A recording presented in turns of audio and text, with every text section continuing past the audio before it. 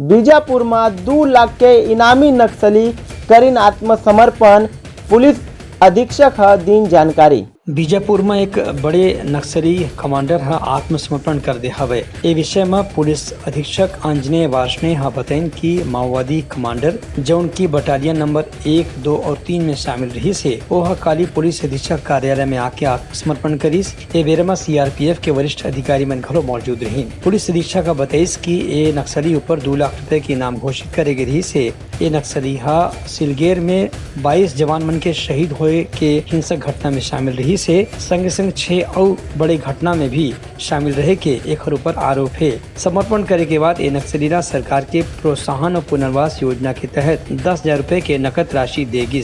Bureau report, उतलंघा news.